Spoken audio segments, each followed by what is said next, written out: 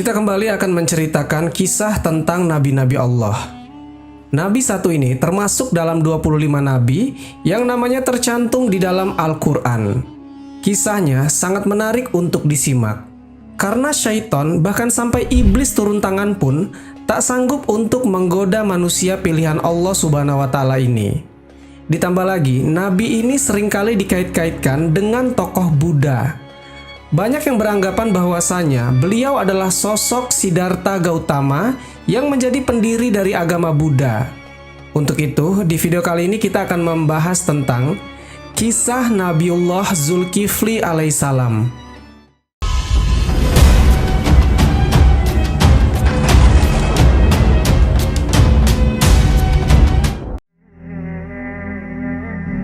Assalamualaikum warahmatullahi wabarakatuh, Sobat Jazirah Ilmu yang dimuliakan Allah. Semoga kita selalu dalam keadaan sehat walafiat. Amin ya Rabbal Alamin.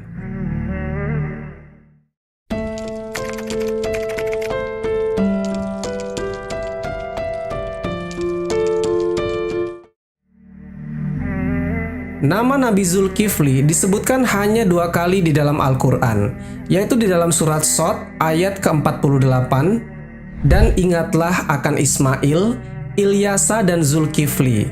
Semuanya termasuk orang-orang yang paling baik. Kemudian di surat Al-Anbiya ayat ke-85, dan ingatlah kisah Ismail, Idris, dan Zulkifli. Semuanya mereka termasuk orang-orang yang sabar.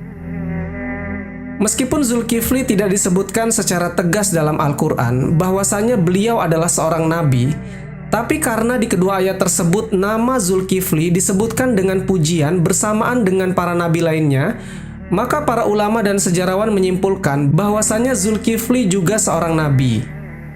Menurut pendapat dari Imam Ibnu Katsir, di dalam kitab tafsir Al-Quran Al-Azim, beliau menegaskan bahwa Zulkifli adalah seorang nabi utusan Allah Subhanahu wa Ta'ala, dengan alasan tidak ada seorang pun yang namanya disebut dalam deretan nama nabi-nabi kecuali dia adalah seorang nabi. Akan tetapi teman-teman, ada pula beberapa ulama yang menyebutkan bahwasanya Zulkifli bukanlah seorang nabi, akan tetapi beliau hanyalah seorang yang soleh dan adil. Di antara sekian banyak ulama yang berpendapat demikian adalah Imam Ibnu Jarir At-Tabari. Teman-temanku seiman, Zulkifli bukanlah nama sebenarnya. Itu adalah sebuah julukan atau nama kehormatan yang diberikan untuk seseorang. Di dalam kitab Ibnu Katsir, nama asli dari Zulkifli adalah Basyar atau Bisyar. Disebutkan juga di sana bahwa Nabi Zulkifli adalah putra dari Nabi Ayub alaihissalam. Jadi nasab beliau adalah Basyar bin Ayub. Nasab lengkapnya Basyar bin Ayub bin Amus bin Tawah bin Rum bin Ais bin Ishaq bin Ibrahim al-Khalil. Beliau hidup sekitar abad ke-16 sampai 15 sebelum Masehi dan diutus Allah Subhanahu wa Ta'ala kepada suatu kaum yang bernama Arami atau Amori. Kaum ini adalah bangsa Rum, yang ketika itu mereka tinggal di wilayah sekitar Damaskus, Syria, dan Yordania. Di sanalah Nabi Zulkifli melanjutkan tugas kenabiannya dari ayahnya yaitu Nabi Ayub. Ini pendapat dari Imam Ibnu Katsir. Namun, para ulama lain ada yang berbeda pendapat tentang kapan masa diutusnya Nabi Zulkifli ini. Kalau menurut Imam Ibnu Jarir At-Tabari, Nabi Zulkifli ini adalah penerus dari Nabi Ilyasa yang hidup sekitaran abad ke-9 Masehi. Namun, antara Imam Ibnu Katsir dan Imam Tabari sama-sama menyebutkan bahwasanya Nabi Zulkifli adalah salah seorang raja di negeri Syam. Kisahnya begini teman-teman. Ada sebuah negeri di Syam yang dipimpin oleh seorang raja soleh. Raja ini merupakan salah seorang nabi yang diutus Allah Subhanahu wa Ta'ala. Beliau bernama Raja Ilyasa atau Nabi Ilyasa. Ketika itu Nabi Ilyasa sudah sangat tua dan beliau tidak memiliki anak laki-laki sebagai penerusnya. Maka ketika itu Nabi atau Raja Ilyasa ini mengumpulkan rakyatnya di suatu tempat. Kemudian Nabi Ilyasa berkata, "Wahai kaumku, saat ini aku sudah sangat tua dan tidak memiliki pengganti di kerajaan ini. Aku akan menunjuk salah seorang di antara kalian untuk menjadi penggantiku. Selagi aku masih hidup, dan agar aku bisa melihat bagaimana kerjanya. Siapa yang mau menerima 3 hal dariku, maka aku akan tunjuk dia sebagai penggantiku. Yang pertama, selalu berpuasa di siang hari. Yang kedua, selalu sholat pada malam hari. Dan yang ketiga, dia tidak pernah marah seumur hidupnya. Siapakah dari kalian yang mau? Tapi rupanya teman-teman, ketika itu tak ada seorang pun yang tunjuk tangan karena dinilai tugas dari Nabi Ilyasa itu terlalu berat. Makanya orang-orang dari kaumnya dirasa tak sanggup melakukannya. Mereka pun saling tatap-tatapan satu sama lain, berharap salah seorang di antara mereka ada yang tunjuk tangan. Tapi ditunggu beberapa lama, rupanya tak satu pun orang mau ketika itu. Lalu dari barisan belakang ada yang menyahut, "Saya wahai Nabiullah." Suara itu berasal dari seorang laki-laki yang usianya masih sangat muda. Pemuda ini bernama Basyar. Kemudian Nabi Ilyasa berkata, "Wahai anakku, engkau masih sangat muda. Tugas ini sangatlah berat untukmu." Nabi Ilyasa pun menolak anak ini karena dirasa dia masih sangat muda dan terlihat masih sedikit punya pengalaman. Keesokan harinya, di tempat yang sama dan dengan orang-orang yang sama, Nabi Ilyasa berseru hal yang sama lagi kepada kaumnya. Tapi tetap saja ketika itu tak ada yang mau menerima tawaran tersebut, kecuali pemuda yang bernama Basyar. Dia mengacungkan tangan lagi, dan lagi-lagi Nabi Ilyasa menolaknya dengan alasan yang sama. Sampailah pada hari ketiga, Nabi Ilyasa berseru hal yang sama dan beliau berharap kali ini bukan hanya Basyar saja yang tunjuk tangan. Tapi ternyata teman-teman, sama seperti kemarin, ketika itu hanya Basyarlah yang tunjuk tangan dan menyanggupi segala persyaratan tersebut. Alasan detail Nabi Ilyasa menolak adalah karena selain dia harus menjadi raja yang menjamin kesejahteraan semua kaumnya, dia juga harus menjadi hakim yang adil yang bisa berlaku bijaksana dalam memutuskan segala permasalahan kaumnya. Nah, karena Basyar ini masih sangat muda, Nabi Ilyasa khawatir dia tidak bisa berlaku adil dan bijaksana. Akhirnya, karena sudah 3 kali tidak ada yang mau, Nabi Ilyasa pun mengangkat Basyar menjadi raja sekaligus hakim. Tapi kegiatan yang dilakukan Basyar tetap dipantau oleh Nabi Ilyasa. Basyar pun ketika itu mulai menjalani puasa di siang hari dan sholat atau beribadah sampai larut malam. Kemudian sehari-hari dia selalu menahan amarahnya. Nabi Ilyasa kagum dengan pemuda ini. Tak disangka-sangka dia sanggup menjalani persyaratan itu. Dia pun luar biasa bijak dalam menyelesaikan segala masalah di dalam kaumnya. Nabi Ilyasa bangga kepada Basyar. Dia menepati janji-janjinya. Kemudian Basyar pun diberikan julukan yaitu Zulkifli, yang artinya sanggup. Karena kesanggupannya menjalankan semua persyaratan, ditambah lagi dia selalu berlaku adil dan bijaksana. Sobat Jazirah Ilmu yang dimuliakan Allah, kisah naiknya Zulkifli atau Basyar ini menjadi raja disampaikan oleh Imam Ibnu Katsir di dalam kitabnya yang berjudul Qisasul Anbiya. Hanya saja nama rajanya berbeda, bukan Nabi Ilyasa. Di sana dituliskan raja itu bernama Yasa. Lain halnya di dalam kitab Ibnu Jarir, beliau menuliskan raja pada masa itu adalah Nabiullah Ilyasa. Seiring berjalannya waktu, Nabi Ilyasa pun meninggal dunia dan kini Raja Zulkifli tak ada lagi yang memantau sepeninggal Ilyasa. Nabi Zulkifli memimpin negeri Syam dengan sangat baik. Zulkifli sangat mementingkan urusan rakyatnya daripada urusan dirinya dan keluarganya. Beliau memegang teguh janjinya untuk selalu berpuasa di siang hari dan beribadah di malam hari, serta tak pernah sekalipun beliau marah. Zulkifli selalu sabar dalam keadaan apapun. Di sisi lain, iblis melihat kesolehan dan kebaikan Nabi Zulkifli dalam memimpin rakyatnya.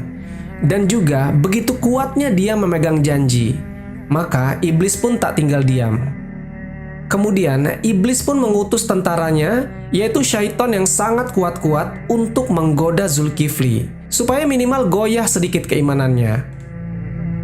Berkali-kali iblis mengutus syaitan untuk menggoda, berkali-kali pula mereka gagal. Dan tak ada satupun syaitan yang berhasil menggoda Nabi Zulkifli ini. Akhirnya, saat itu iblis berinisiatif untuk turun tangan langsung menggoda Nabi Zulkifli. Dia pun mulai mencari timing yang pas untuk menggoda. Teman-temanku seiman, di dalam kerajaan, Nabi atau Raja Zulkifli ini setiap harinya sibuk dengan urusan kerajaannya. Jadi, setiap hari jadwal beliau dari pagi sampai siang, Zulkifli berangkat ke pengadilan di negeri itu untuk menjadi hakim dan menyelesaikan masalah-masalah rakyatnya. Itu beliau lakukan selama dalam posisi berpuasa. Makanya, setiap hari dia mengambil jam istirahat untuk tidur siang sebentar.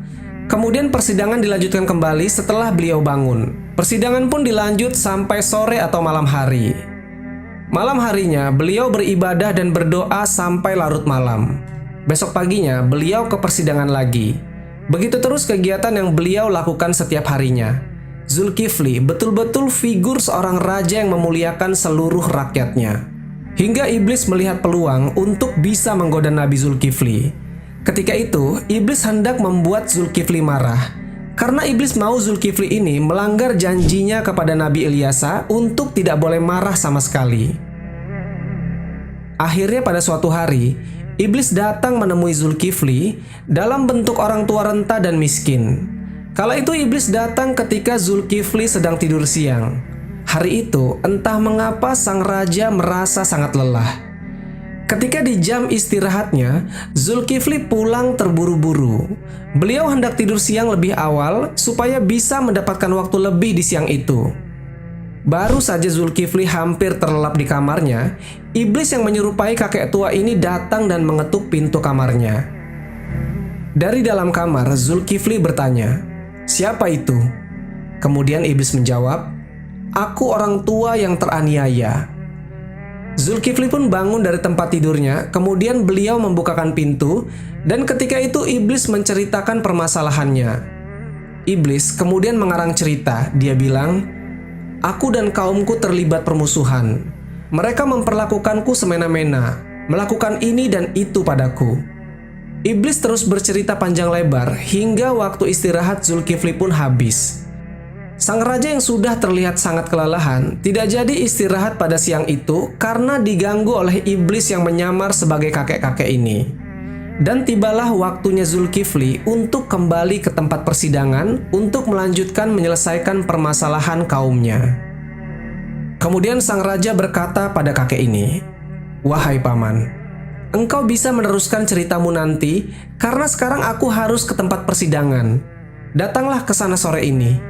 Aku akan membantu menyelesaikan masalahmu di sana." Zulkifli pun kembali ke tempat persidangan dan meneruskan menjadi hakim pada hari itu. Kemudian setelah tiba waktu sore, Zulkifli melihat ke sana kemari di tempat persidangan itu. Beliau tak melihat kakek tua tadi di sana. Lalu ditunggunya sampai gelap, tapi kakek tua itu tak kunjung datang menemuinya di ruang persidangan itu. Zulkifli pun pulang ke rumahnya. Beliau berpikir mungkin besok pagi kakek tua itu akan datang ke majelisnya. Teman-temanku seiman, keesokan harinya, Nabi Zulkifli seperti biasanya duduk di persidangan, menjadi hakim yang adil untuk menyelesaikan permasalahan kaumnya. Ditunggunya sampai siang, kakek tua tersebut tak kunjung datang. Maka tibalah waktu di mana Zulkifli harus beristirahat. Beliau menutup sementara majelisnya untuk beristirahat siang di rumahnya. Saat baru saja tertidur, iblis yang kemarin datang lagi mengetuk pintu. Ketika pintu dibuka, rupanya yang datang kakek-kakek yang kemarin. Zulkifli pun menyuruh tamunya masuk. Dengan nada yang lembut, Nabi Zulkifli berkata kepada kakek ini, "Wahai paman, bukankah sudah kukatakan padamu kemarin, datanglah ketika aku sedang di persidangan, maka aku akan menyelesaikan masalahmu di sana." Lalu iblis kembali mengarang cerita dengan bercerita panjang lebar kepada Zulkifli. Hingga waktu istirahat Zulkifli pun habis. Ini sudah 2 hari jam istirahat beliau diganggu. Kemudian Zulkifli berkata pada kakek ini, "Wahai paman, datanglah ke majelisku sore ini. Aku akan menunggumu di sana untuk menyelesaikan masalahmu." Kakek itu pun pergi dan Zulkifli kembali ke tempat persidangannya. Beliau terlihat lelah dan sangat mengantuk karena tak sempat istirahat. Lalu datanglah waktu sore. Dilihatnya kesana kemari, kakek tua itu tak datang juga. Nabi Zulkifli memohon perlindungannya kepada Allah Subhanahu wa Ta'ala untuk menyabarkan hatinya supaya beliau tidak marah ketika itu. Di hari yang ketiga, ketika tiba waktu istirahat sang raja, Zulkifli pun langsung cepat-cepat pulang.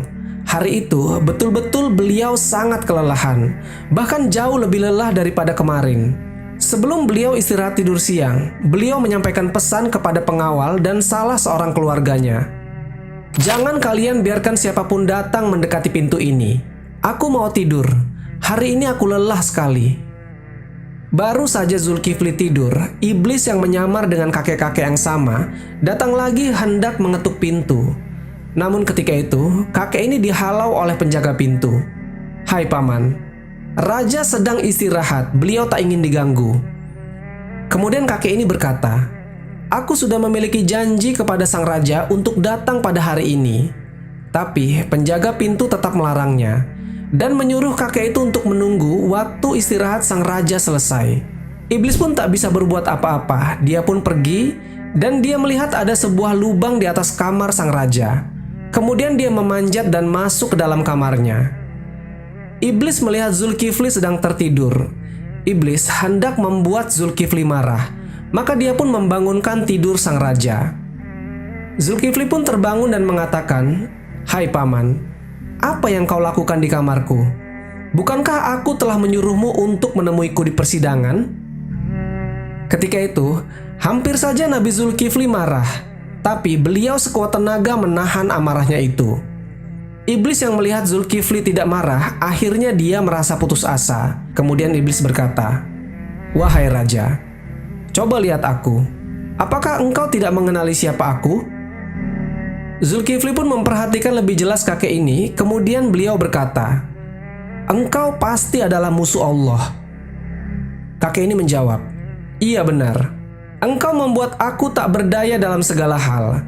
Akhirnya, aku melakukan ini semua untuk membuatmu marah yang akan bisa membatalkan janjimu." Kemudian iblis pun pergi dan dia gagal untuk membuat Zulkifli marah. Sobat Jazirah Ilmu yang dimuliakan Allah, selama memimpin kerajaannya, Nabi Zulkifli tidak selalu hidup bahagia dan sejahtera. Bahkan, beliau kerap kali mendapat banyak cobaan dari Allah Subhanahu wa Ta'ala. Salah satunya adalah cobaan yang berasal dari kaumnya. Beberapa orang kaumnya ketika itu mencoba menentang dan memberontak pada kekuasaannya, hingga orang-orang tersebut berniat menghancurkan kerajaan Nabi Zulkifli. Mereka berharap Zulkifli turun dari jabatannya sebagai raja. Akhirnya, Nabi Zulkifli memerintahkan kepada kaum yang mendukungnya untuk ikut berperang melawan kalangan pemberontak.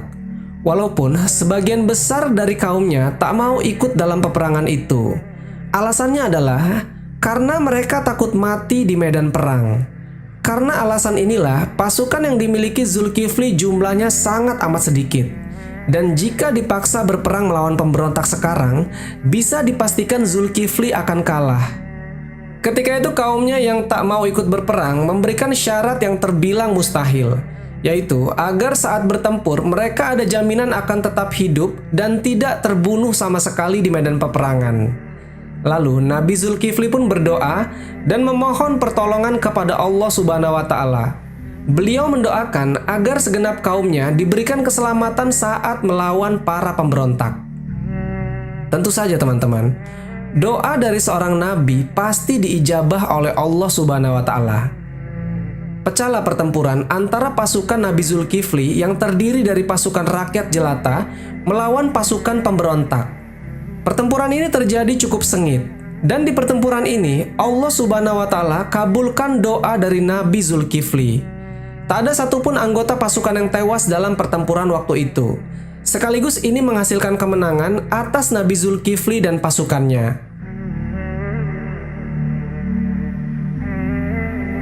Menurut dari para ulama, selain kesabaran yang luar biasa, doanya atas peperangan tersebut diabadikan menjadi salah satu mukjizat Nabi Zulkifli alaihissalam. Beberapa waktu setelah perang tersebut, kondisi kerajaan Nabi Zulkifli merasa sangat tentram dan sejahtera. terlebih lagi dipimpin oleh seorang raja yang adil dan bijaksana, serta rajanya hidup dalam kesederhanaan dan lebih mementingkan kesejahteraan rakyatnya. Di dalam kitab tafsir Imam At-Tabari yang meyakini Nabi Zulkifli adalah penerus dari Nabi Ilyasa. Tapi ada pula sebagian ulama lain yang beranggapan bahwasanya Nabi Zulkifli ini adalah orang yang sama dengan Nabi Yehezkiel atau Nabi Hizkil yang kisahnya pernah kita ceritakan di video beberapa waktu lalu.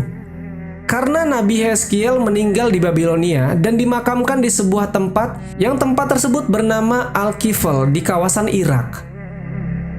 Abdullah Yusuf Ali dalam The Holy Quran menyebutkan bahwa kata Kifli adalah bentuk Arab dari Yehezkiel yang berbahasa Ibrani.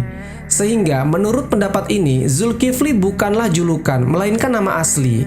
Terlepas apakah pendapat ini benar atau tidak, menurut para ulama seperti At-Tabari, Ibnu Katsir, Ibnu Ishaq, dan Ibnu Qutaibah memandang Yehezkiel sebagai Nabiullah. Bahkan Ibnu Katsir dalam kitabnya Qisasul Anbiya mengisahkan kisah Nabi Zulkifli dan Nabi Yehezkiel dalam dua cerita yang berbeda. Artinya, kisah Zulkifli sendiri dan kisah Yehezkiel sendiri.